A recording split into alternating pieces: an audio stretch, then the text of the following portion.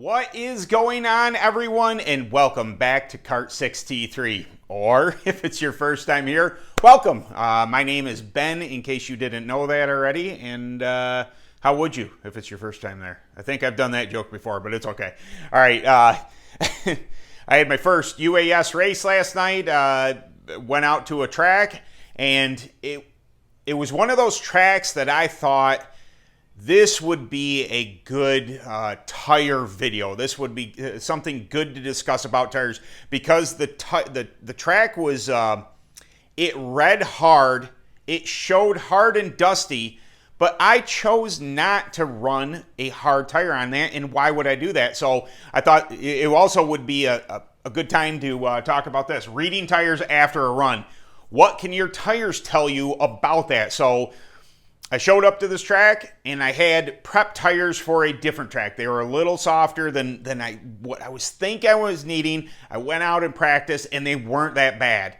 So I wanted to dive up close. I wanted to show you what I saw after the first run, because some of the our first or second run, one of the heats, I believe the most damage occurred, and it still remains there even after the final run. So we're going to dive up close real quick here, and I'm going to show you what I'm looking at my tires and what I saw and felt happen when I was on track. So give me a second here. Let me get set up and we'll dive down and take a peek there. All right?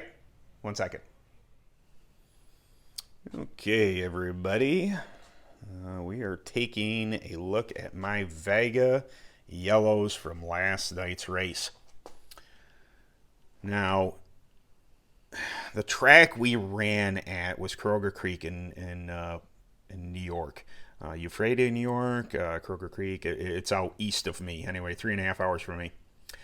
That track has gone through cycles since I've been running there. And it went from a super soft tire to a hard tire back to a softer tire.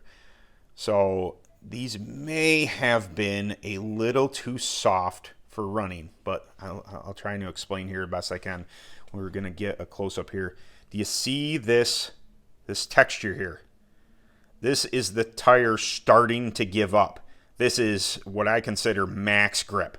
Right before the tire is just, it's going to start to, take a swath of being too hard. So when you roll in the corner, the pressure is coming in, and it balloons this way. So this side is going to get bigger than this side. This side's taking all the G-force, and it's pushing the tire to balloon on this side. So that's why, your edges go bad, and they roll off like this, because that pushes up that side. So this is my right rear, and this damage actually occurred after the first heat. I noticed it, and I was like, I am a little soft on compound. If you come across here, this is my right front. Good to go there. I mean, this was even run in the feature, no damage. I had very good grip, very good turn. Left front, again, no foreseeable damage there. Okay, you come to the rear though, and I was on the left rear. I was planting that coming off the corner. Of course, I did run the open, so it was the YZ 270. The Bama 270, but this happened in the feature. This is how much drive I was getting off in the turn there. That this compound was just a tick too soft. Not bad, we didn't patch the thing, like I said. This it was just on the softer side of not being correct. So what I want to show you real quick here is I noticed this wear after the first heat, and I thought, well, you know what, we're going to go for a harder compound right rear. So pan over here. This is that harder compound right rear, and as you see, I corrected how soft, especially my right rear, needed to be, which was great. But this tire did not set the stagger correctly. I actually gave up a 1/4 inch of stagger going to this tire. So regardless of this tire being compound correct for the track, I lost the center of my corner. It got tight on me, and I did not like that. So I went back. I just, everything got cleaned up, and I put this back on in the feature, and actually the temps came down a little bit for the feature. The clouds were rolling in, and this damage didn't get any worse. So, like I said, this durometer was just about perfect for the day's racing. I would have thought it was a little soft, but it ended up working out pretty good. So there you go.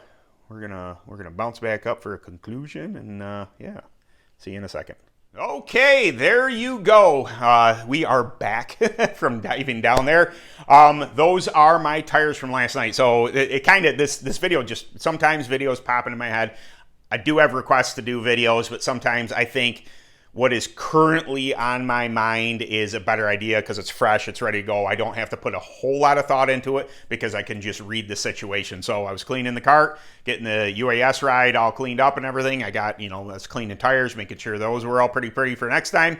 And I thought, I saw the wear on the right rear, and I thought, you know what? This would be the perfect time to discuss this subject, seeing as how I just did it. So, Caroga is one of those tracks that people have asked me since, I started doing this channel, how do I read a track, or how to, what tire compound would I choose for this or that? And it's really unfortunately, nobody's going to be able to tell you just, okay, this is A, B, C, D, E, F, G. This is what you run here. It is a learning experience. You're going to have to pay attention to, what other people are running, and maybe somebody's willing to give you enough information to get you in the ballpark that you can start your own, idea. Okay, somebody said to run a Burris at 45 durometer here, and it went out, and it worked better than maybe something you had already been trying. Okay, now you're in the right direction. Okay, I got to stay within this realm. Maybe I can move up and down a couple points on the durometer. Maybe I'll try this prep. Maybe I'll try that prep. Those type of things. So Caroga Creek has gone through some changes over the past 10 to 15 years that I've been there. Initially, when I went there, smaller track. It was essentially a big circle that you're racing in, soft tires. I always ran Vegas, and I ran them 30, 35 durometer every time I ran there. Changed ownership, went to a harder tire. We had the 2017 Northeast Divisional there. I was on Maxxis, super hard, super fast, a little bit bigger of a track. Now, the track size is the same now, different ownership. It has gone back the other way, in my opinion. You can still run a harder tire than you could 15 years ago, but it's away from Maxxis now. It's back into the Burris. It's back into the Vega realm. And seeing as how, I ran UAS there, and I've always run UAS there, we get to choose whatever tires we want to run there. I chose to run Vega Yellows, as you saw by the close-up there. So, this track read hard. It took rubber. It was slightly rough. It was dusty.